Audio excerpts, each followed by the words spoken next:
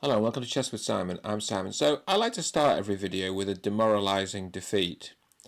And here's a demoralising defeat. Now, this was a really interesting game in which, as white, I kind of got smashed straight out of the opening. So that's a bit disappointing, isn't it? So look, love this move here, e5.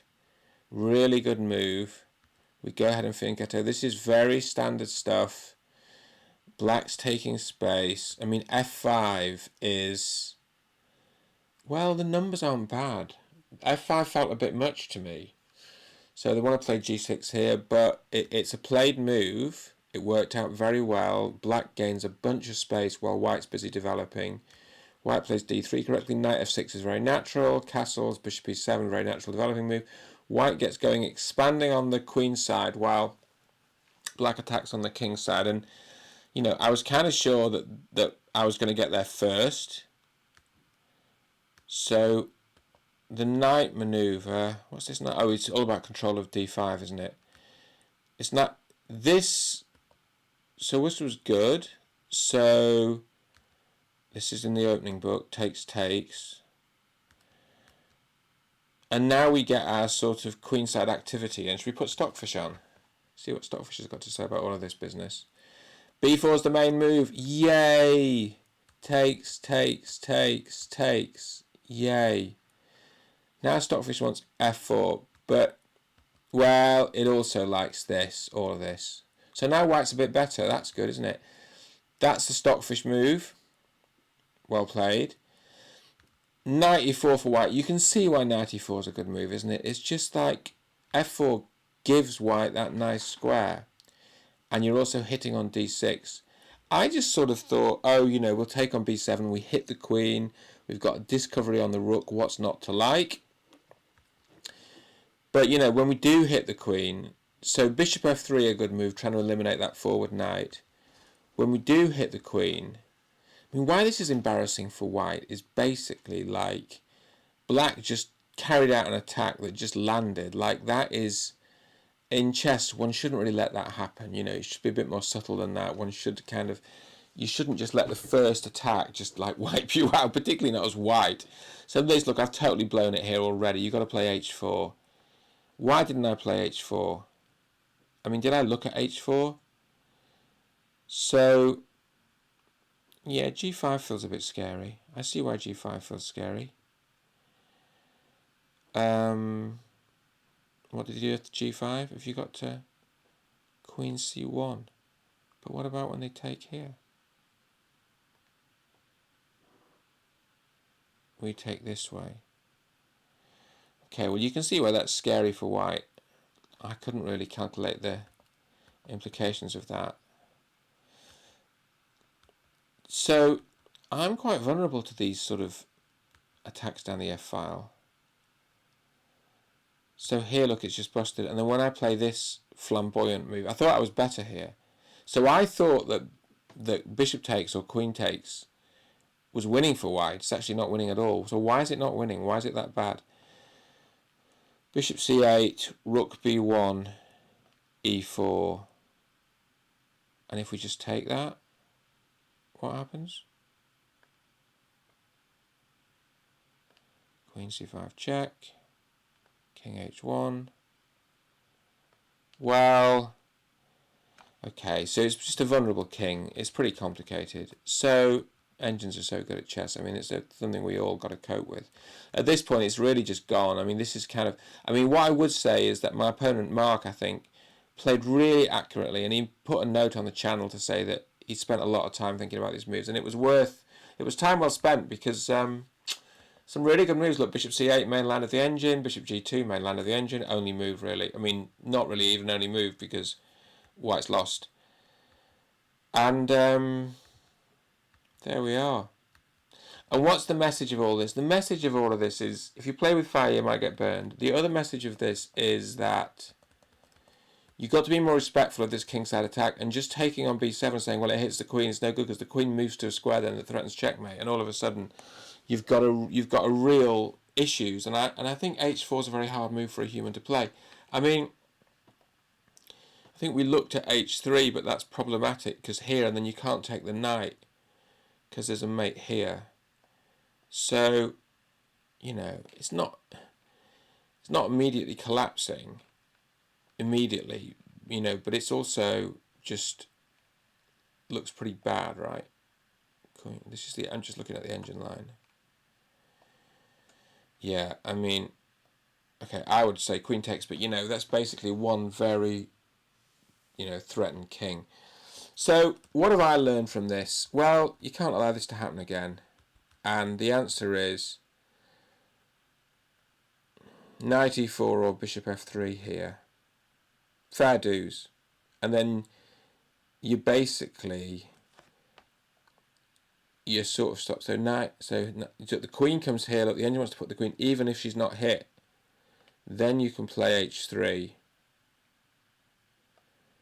Then when they take, you take with the knight. And you don't leave this hole on e3. Jolly good. Well played, Mark. It's a really good game, and it's why we're all doing this, right? We're learning. And yeah. And I think for me, there's two rules, actually. The first is you learn a bit of chess, and the second is you learn a bit of discipline, which is you can't... I've got to do a bit more hard work. You can't just come to the board and make a move. You've got to do the hard work, because these are actually very complex positions. So here, against Stuart, my idea is to play rook c1 and basically just try and control this file and just say we're a pawn up with a better position. We've only got one weakness, which is on d4. And, you know, we can't be worse here. And as pieces get swapped off, we're going to win. We're going to win the endgame. So we want a pawn and queen endgame or a pawn and knight endgame. We don't really want a rook and pawn. So we really want the rooks off. So let's see what Stuart's going to do now. Okay, this horde game, I think what's interesting is I'm close to breaking through, but I'm not quite breaking through.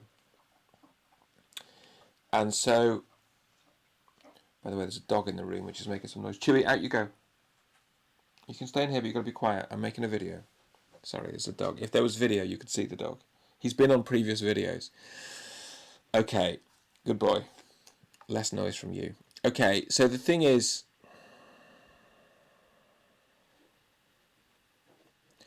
All right, I have thought about this. I think rook g8 is going to happen here. Is it that good, though?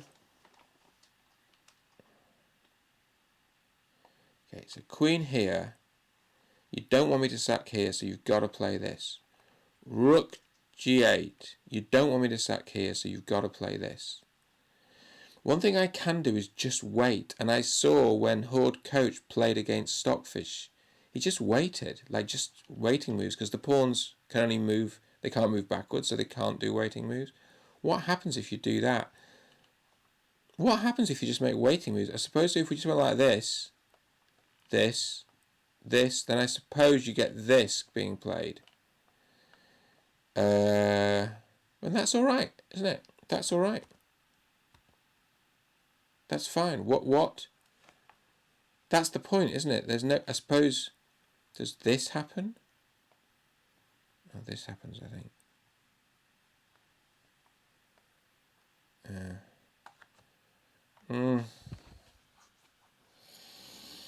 Okay, so maybe that's the... So you can't allow any breakthroughs. So maybe what we do is... What if we just wait here? We just wait here. What's white going to do? You know, if you just stall... I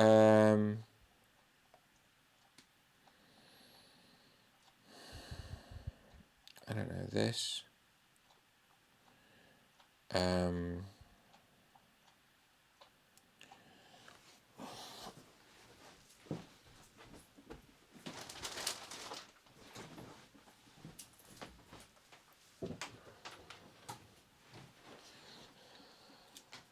Sorry, I just had to show Chewy the door. Okay, this... if we just wait, what I mean, just...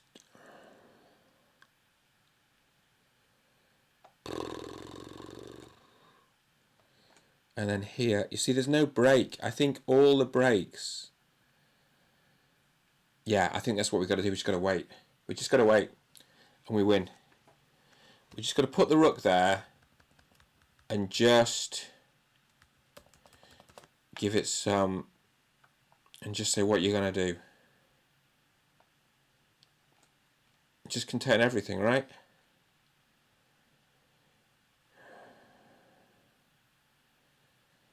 Yeah. I like that. Okay. I think we might win this. Famous last words.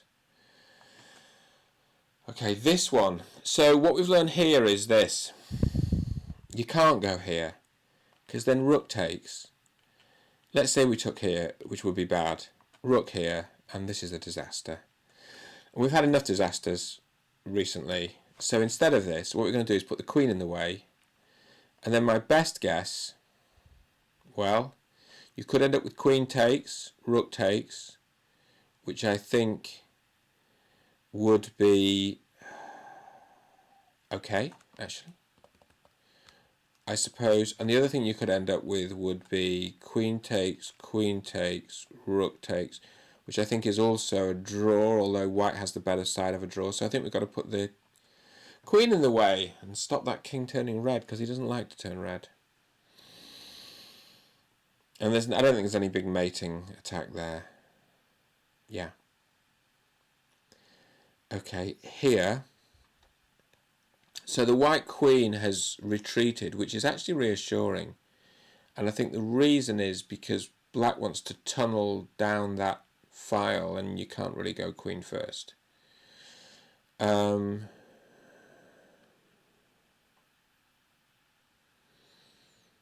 Yeah. What do we think, people? We just move a pawn forward and just assume it's all going in the right direction. You know, gain space. I mean, I don't think we're going to win as white. But also I can't see us losing quickly. Why aren't I taking the bishop? Because it develops the knight. Don't want to do it. I want to keep the pawn chain strong. Oh, this is the game against Keith. So much fun. Okay, so here are our options. You can play g5, which invites all this sort of stuff, which actually I don't believe is sound. Well, didn't Fisher say it was analysed down to a draw? I don't believe it's analysed down to a draw, but it's beautiful. It's got a lot of history, but I don't really know what I'm doing there. I mean, the point about g5, I think, is it's very uncompromising, right? It's very sharp. There's also a beautiful line. Let's try to remember this other beautiful line where you go like this. You go like this, this. The knight goes here. The knight goes here. It goes... I remember, I play it as white, not as black. White takes here. Black takes here.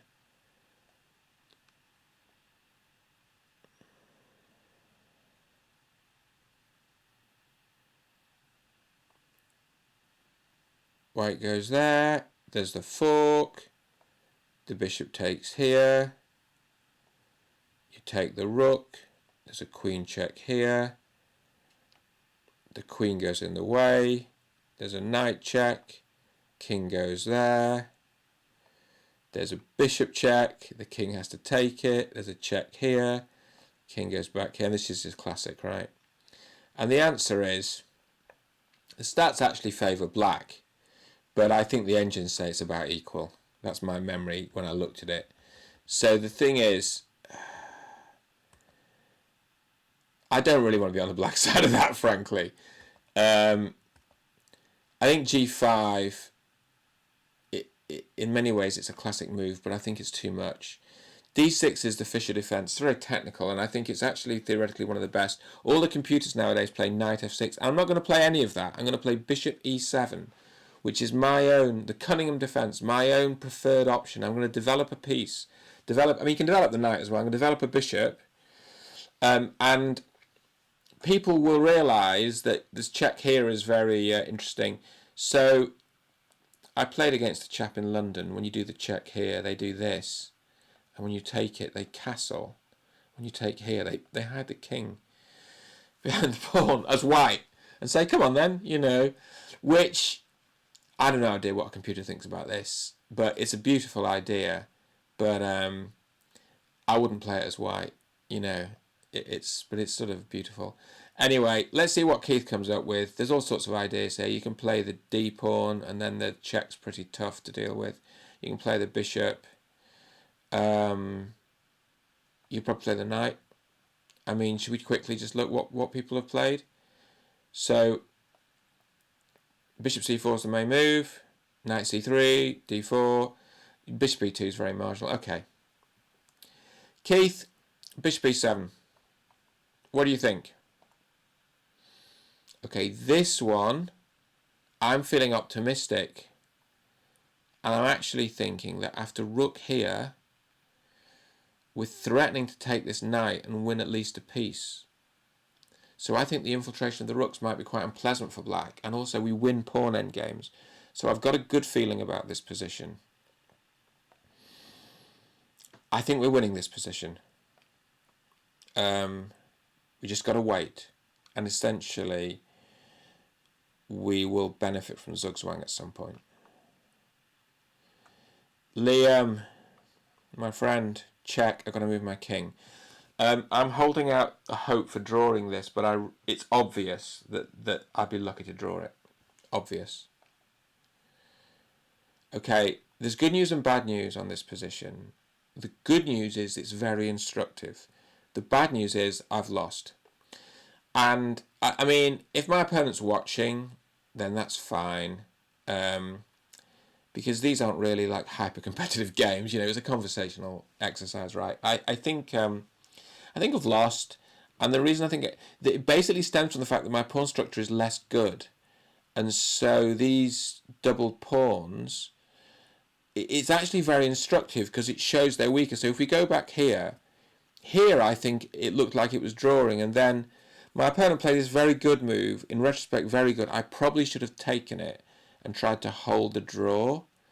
But, I couldn't resist this and these sort of so-called untouchable pawns. And now it's just about mutual Zugzwang. So the person who has the move loses. And I basically think, in all lines, I get the Zugzwang. I mean, we're not going to do example lines. I don't want to spoil the game too much in case my opponent's watching. But put it this way, I'm not holding out a lot of hope on this one. Perhaps people in their own time can take a look at this. But I think I run out of moves before my opponent does, which is unfortunate. Oh well. This game, Gary's been spreading rumours of offering me a draw in this game. So what I wanted to do was this. I think that's now not a good move because of this. Maybe you could play this, and this, and this, and this, and that looks terrible, doesn't it? Oh well.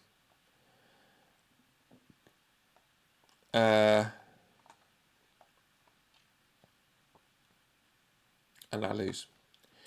So that's a bad idea. That's a bad idea.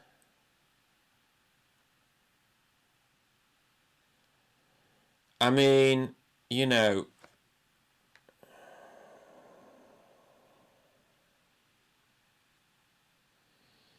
this is tough.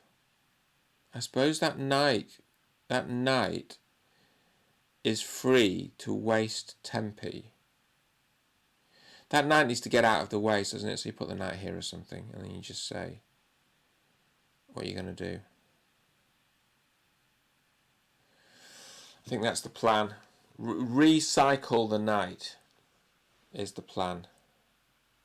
So if we just take an example line, well, this, but I suppose then I can take, or I just go here, and then this pawn's hanging, and then, so, yeah, we're all right, I think. I think we've got to recycle that. I think that knight's got to go on tour. It's a good game, though, Bob. Look, I wouldn't offer a draw. I think you're better. I think you're going to win. I think this is your kind side coming out. I suppress it. Kill me off. Nigel. Well, Okay, I've got to apologise and say I've not even looked at this position. I'm completely winging this. It's so wrong, but I have work and stuff in the day. And I do a maths video beforehand. I mean, maybe it's more fun to wing it, except it's not when you lose. How about this? Attacking the pawn. I attack a pawn. I think it's going to end in tears because someone as good as Nigel is not going to let you get away with this kind of cowboy behaviour.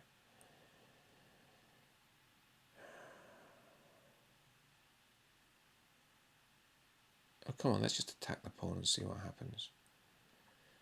I mean, it's just a game, right? It makes me very anxious just to play like this. And I think I'm going to pay for it, but that's all right. It won't be the first chess game I've lost. Talking of chess games I'm going to lose. This one, I think, clearly a pawn down. I've got to head for an opposite coloured bishop's ending in an attempt to draw this, because this pawn's about to drop.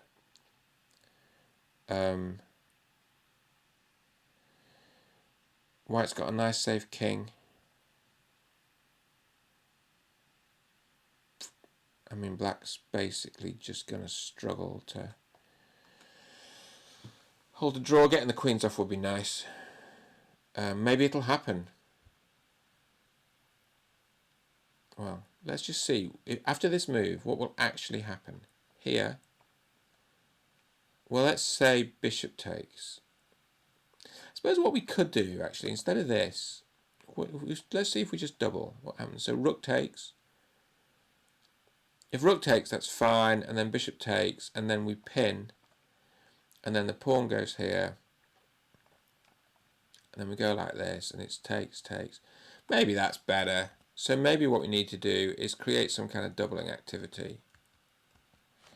Create some kind of doubling activity and say, all right, if you take with the bishop, yeah, we're going to, you know, if it comes to this, if it comes to this, then, yeah, fine.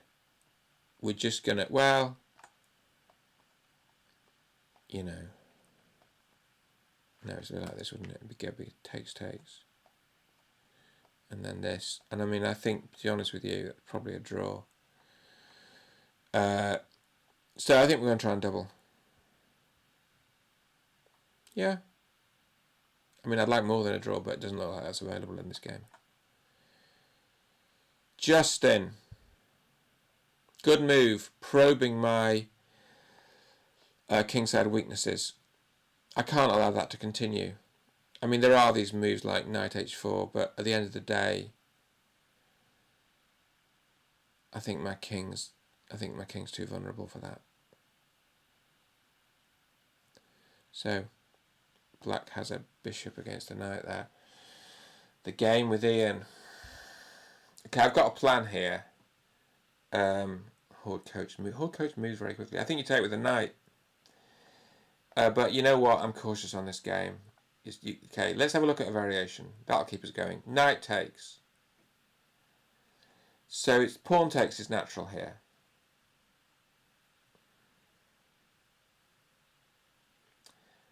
And pawn takes is natural there. And then we're fine, right? And after knight takes, what are we scared of even? We're okay, aren't we? I think we're okay. But I'm still, you know, Ian's very tactical, and that's a very complex position. I want to take with a knight.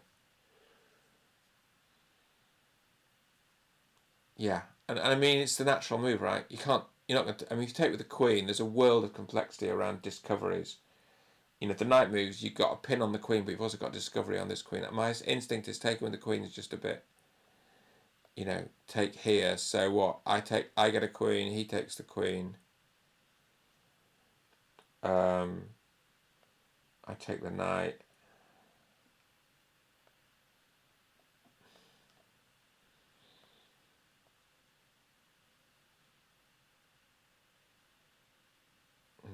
It's so complicated. I'm going to have to think about it. You know, sometimes things need to be thought about. What's Horde Coach done here? Okay, I'm gonna put my money where my mouth is and just waste time, which is a technique you taught me, Horde Coach. You've coached me. Waste time. I don't know what to do here. I think this is really difficult because it's white. It's the white side. Oh, this is lovely. Look, Nick. Lovely, lovely. Bishop g2, of course. Bishop g2. I mean, this is really... You know, my other game with Nick was like this, indirect and sort of positionally complex until I spoiled it. So we're going to play this, and we're going to play a nice strategic game which could evolve into a double fianchetto depending on how Nick plays. Oddly, I've covered one of Nick's double fianchetto's games on the channel, but this could be like both of us do double fianchetto. There's a lot of fianchettos. As someone once said, even a modernist grandmaster can only fianchetto 2 bishops. You know, so we're both being very modernist. Horde coach is at it again, moving like lightning. I mean, just waste time, yeah? Waste time, waste time, waste time. Breaking all my own rules. Okay. Let's have a quick look at chess.com and see how that's all going. So the answer is... Oh, the answer is we're nearly losing on time against Seal Island. Not a great idea. So I think here we're in this kind of rook endings tournament. And we're going to move our king towards the centre, and then I've got a plan to undermine and break up those pawns. I think white's slightly better here, but only slightly.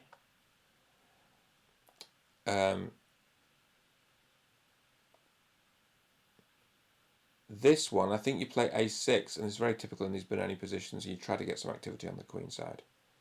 I've had a look at this. So it's a sort of 4-pawn attack, but white took the other way. This one, oh, this is really complicated. This is so... There's actually a lot of threats here, so this pawn's under threat. So I'm a pawn up, but this person's already beaten the top-rated person in the group. So they've already beaten this person who's high-rated. Oh, and apparently I've had a draw with them. Well, lucky me. So it's all a bit of a battle here. So the thing is, I'm a pawn up, but it ain't easy, because I think my opponent's got the 2 bishops. And this has attacked this pawn. And so... Horde coach has moved again. I'm ignoring that for now. So I looked at this variation. Attack the bishop, takes the pawn, takes the bishop, takes the pawn. Puts, tries to stop it with the knight, queens, takes, check, puts the bishop in the way, takes, and white wins. Yuck. So you can't just do that. So, and of course, if you go here, and then they take, if you take back, then they take here, and the bishop's away. I mean, I suppose you can then do this. And the rook goes there. Then you attack this bishop, and it takes the pawn, then you take, this looks a bit better, doesn't it? Because you can let that rook go passive. So maybe that's what you do. Maybe you do this. But look, there are problems. There's always problems, you know. Problem is this. Well, the first problem is when you go here, the bishop can take it. Well, even worse, the bishop can take it. Then there's a check here. You get all the same problems. Okay. So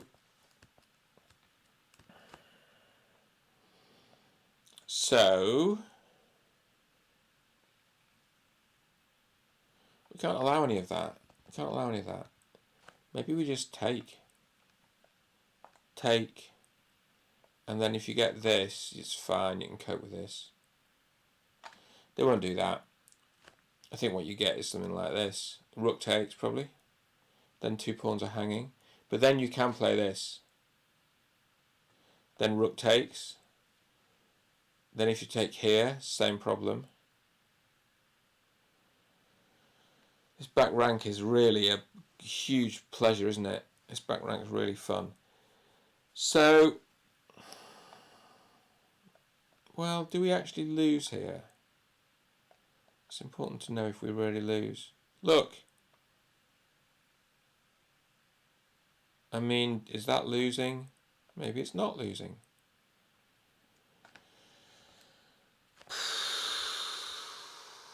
Takes. Oh gosh.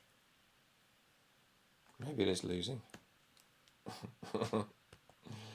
So here we need to save this.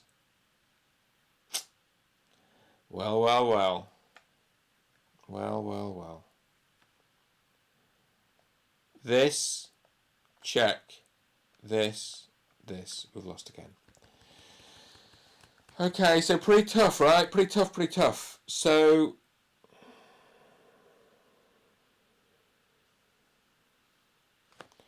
what about if we just play the bypass and just stop that rook bursting through on that file and just play this and just say, well, we're worse, but we're not that much worse. At least we're not losing. We can claim we've got a queenside pawn majority. I mean, I don't believe it. I think we're then struggling, but at least we're not, destroyed. I mean, or we take rook take. Is it rook takes we're worried about, isn't it? Then just play that and just say, well, okay, let's do that. Let's just take and then see what happens, as they say in the trade. You've got to keep it moving forward, right? This, I mean, you can't help feeling White's got a space advantage here. Will Black take on c3? Don't think so. Black might take on c3. I'm just trying to keep the queen side pinned down. I'm just trying to keep everything under control. That may not last forever, but that's the idea. This is started as a rook, one of these rook end games. I feel like I'm okay. 2 qualify, so I think Seal Island, Puffin and I are going to go through there. Would be my guess.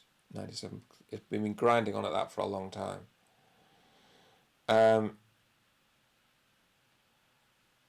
So I think this is a pawn ending when I've got a slightly better structure. Such a nice change from pawn endings when I've got a slightly worse structure. So we might want to stop this advance. We might not. We might not care. If this advance happens, I think we just play b6 to defend it, and then we just say, well, there's a double pawn here that is good for us. Let's just move our king towards the centre and see what happens. We don't want to make any commitments on the pawns, really.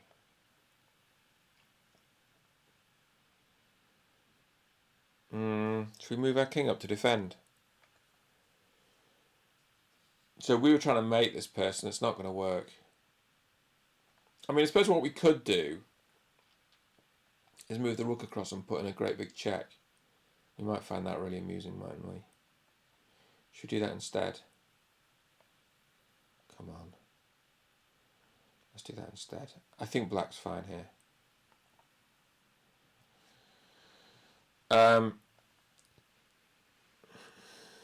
Take with the queen, keep the pawn structure. Keep the pawn structure.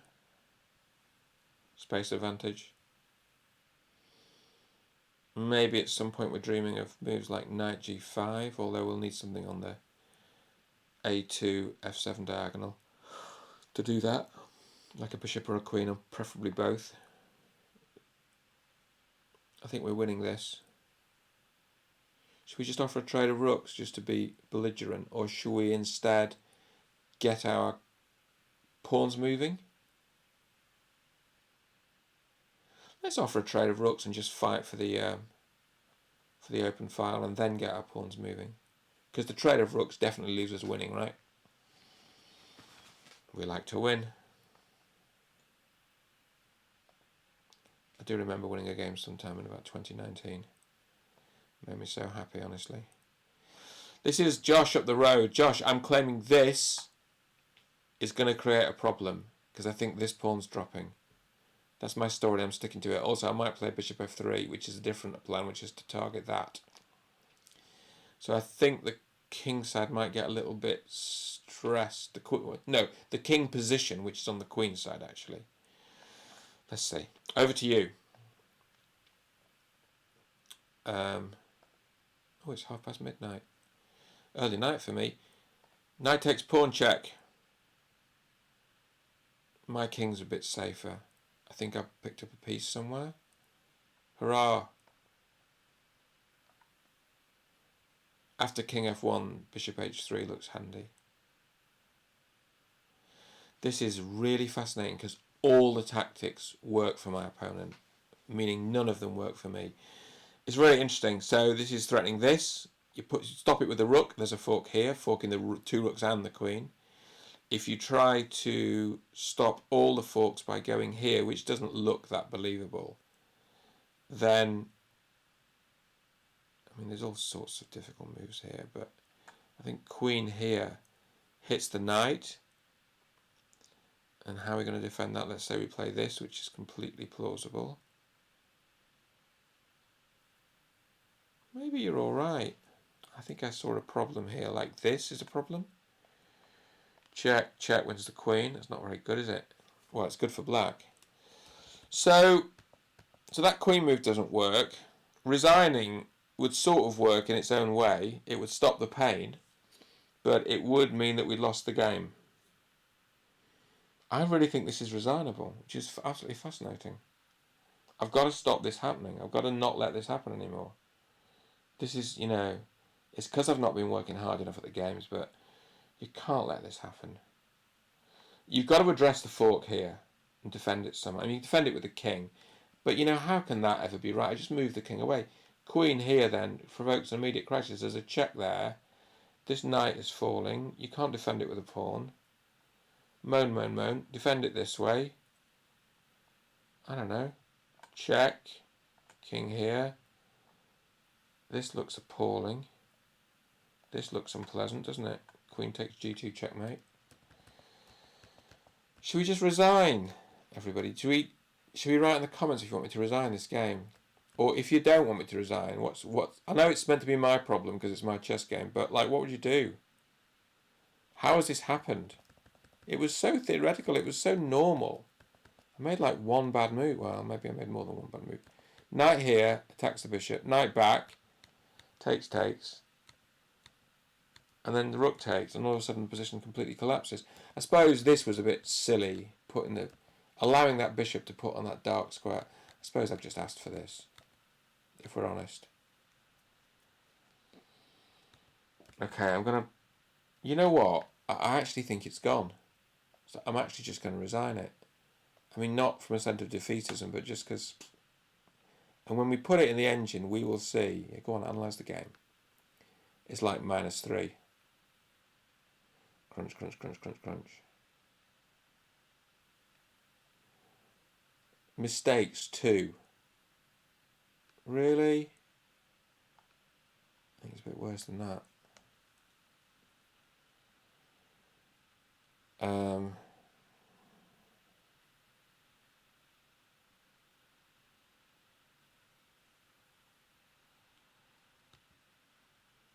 This was actually, I think it's like, not the last round. Oh, look, it's the same opening I played against Nick. Don't watch this, Nick.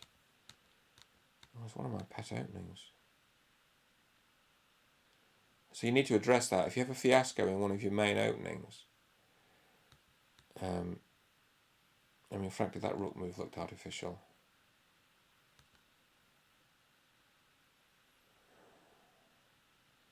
I think this engine's having to work hard. Maybe it's because it's never seen such bad moves in its whole life.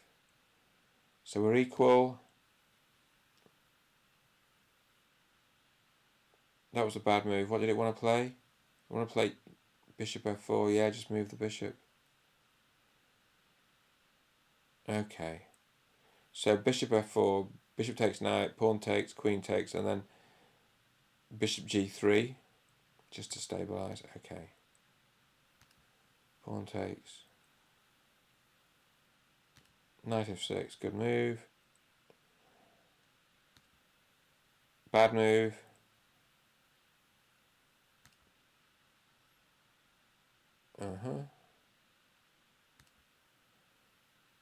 I mean, I was sort of moving my pieces backwards and forwards. It's not great.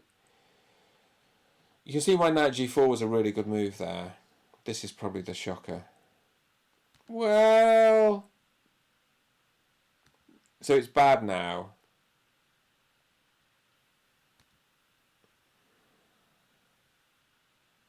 Rook back. Okay, do you know what? It wasn't quite as bad as I said. So what does it want to play? E4 it wants to play. Pawn E4. Oh, clever. Because look, it defends the it defends it with a rook. Computers are so good at chess. Maybe that was a bit defeatist of me, but so what? It's late at night, you know. I just couldn't face that the game. Okay. Next. Okay, chess.com is grinding to a halt. Maybe that's a natural way of stopping me doing any tactics problems. Let's have a look at the game against Aaron, which I think... Oh, look, my opponent's already started the next game, knight f3. Well, that's very exciting. I'll have a think about that. I think this one I'm going to take the pawn. There we go. Okay. Should we do one tactics puzzle? Because the thing is, I think I've lost 2 games tonight. So I think messing up a tactics puzzle and taking my grade under 2900 would be an apt end to the evening. So we've got an extra pawn. There's a rook there that looks very trappable.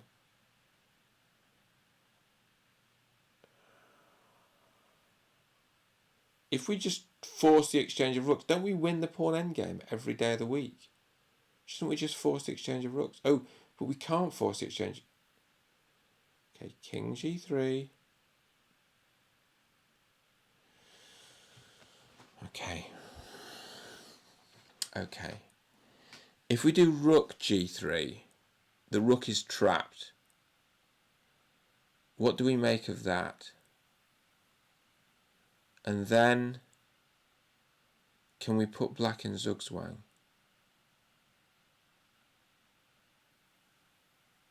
But the rook will escape, won't it? Unless we push the f-pawn. Can we waste the tempo? We can. Oh.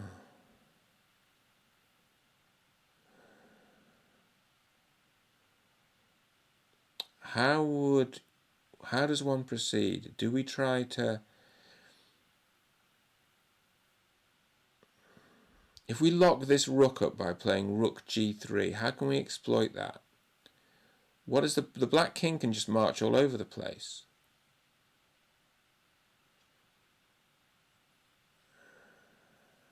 Yeah, I don't know what to do here. How about this? How about we play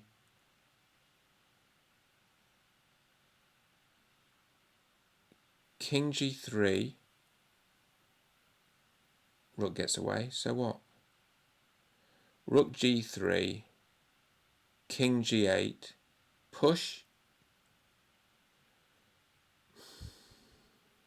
Don't believe it. Do you believe it?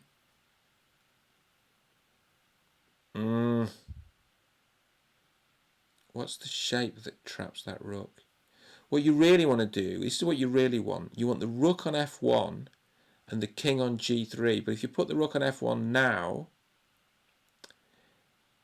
Oh, I've got this. I've got this. This is beautiful. This is a nice end to a... This is how chess can be both awful and beautiful. Rook f1 takes on g4, king h3, the rook is trapped. Thank you, I'm here all week. Rook f1, takes there, rook there, the rook is trapped. That's so much fun. Chess is a great game, full of ups and downs. I hope you enjoyed this. I enjoyed this a lot in many ways, and we look forward to seeing you next time.